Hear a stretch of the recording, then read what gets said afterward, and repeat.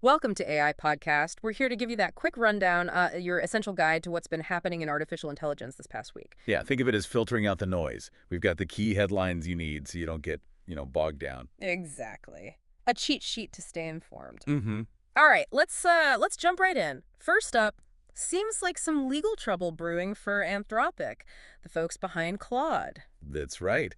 Music publishers are suing them. And this is about song lyrics in the AI training. Precisely. It's that core issue, Mm-hmm. using copyrighted material, in this case lyrics, to train their AI models. Mhm. A really thorny area, legally speaking. And didn't something kind of unusual happen in court related to this? Yeah, a bit of the twist. Anthropic's own lawyers, well, they admitted submitting a citation that wasn't real. Not real. Nope. Apparently, Claude, their AI, Yeah. generated it. They called it an embarrassing and unintentional mistake. Wow. Okay, so that really flags two big things, doesn't it? First, can we trust what AI spits out? Right. The reliability question? And second, just how complicated this whole copyright and AI training thing is getting. Absolutely. It throws the whole legal landscape around AI training data into sharp relief. Needs careful thought. Okay, well, moving to something maybe a bit more positive, AI actually being applied. Toothlens. Ah, yes. Toothlens, a health tech startup based in Delaware and Chennai. They're doing interesting things in dental diagnostics. Using AI for checkups. Exactly. And they're not small scale either. Founded just back in 2021, and they've already done, get this, over 2 lakh checkups using their AI system. Good lack. That's Yeah. That's pretty substantial. A clear, tangible application. It really is. Shows AI moving beyond theory and into Yeah. practical tools that can potentially make things like dental care more efficient, maybe more accessible too. Okay, let's switch gears to policy. Over in the UK Parliament, a decision on AI and copyright. Yes. So the parliament there decided against an amendment that would have held AI companies directly accountable for copyright infringement in their training data. So no requirement for them to disclose what copyrighted stuff they've used. That amendment was blocked, yeah. Yep. So for now, that specific requirement isn't in place. I bet that sparks some debate. Oh, definitely. It's that classic tension, isn't it? Yeah. How do you encourage AI innovation, which needs data, lots of data, versus protecting the rights of creators? Different sides have very different views on where that line should be. Makes sense. Okay. News from one of the big players, OpenAI. Yep, always moving fast. They've just rolled out 2 new models, GPT 4.1 and a smaller version, GPT 4.1 mini. New versions already, and they're live. Apparently so. Announced on X this past Wednesday and already integrated into ChatGPT. The pace is just incredible. What does this tell us? It just underlines how quickly these large language models are evolving. Yeah. Constant upgrades, pushing the capabilities forward all the time. Right. Now, another tech giant making moves, Microsoft. But this sounds like restructuring, layoffs. Yeah, quite significant news. Microsoft announced layoffs impacting around 6,000 employees. That's about 3% of their global workforce. And they linked this directly to AI. Explicitly, they stated it's a strategic move, part of streamlining, removing some management layers, but fundamentally about intensifying their focus and reallocating resources towards artificial intelligence. So doubling down on AI, even if it means these kinds of cuts, happened May 13th, you said? That's the date mentioned, yes. Yeah. Affecting various teams globally. Okay. International policy again. A shift from the Trump administration regarding AI chip exports. Yes, a reversal of a Biden-era policy. The previous rule restricted exporting advanced AI chips to many countries unless they got specific federal approval first. And the Trump administration's view. They've called that rule unworkable, Hmm.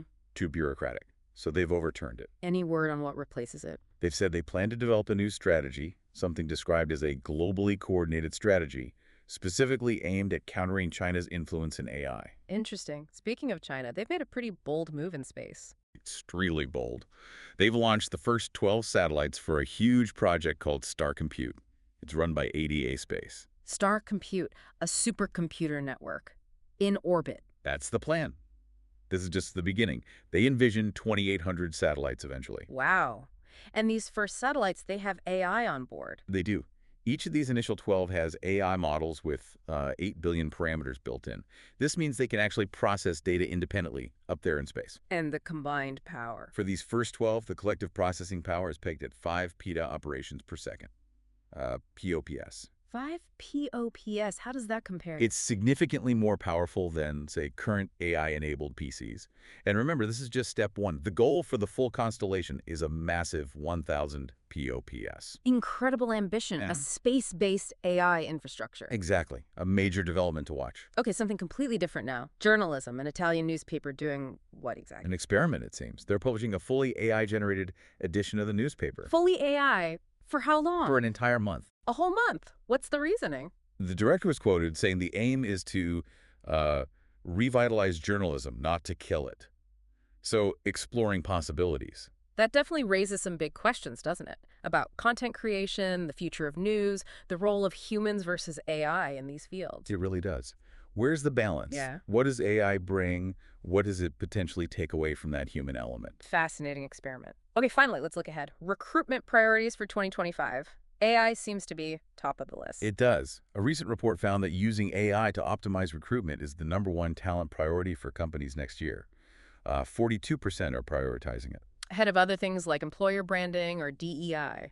Followed by those, yes. Employer branding and diversity, equity, and inclusion initiatives are next, but AI optimization is #1. So companies are seeing AI as a key tool for finding talent. Seems so.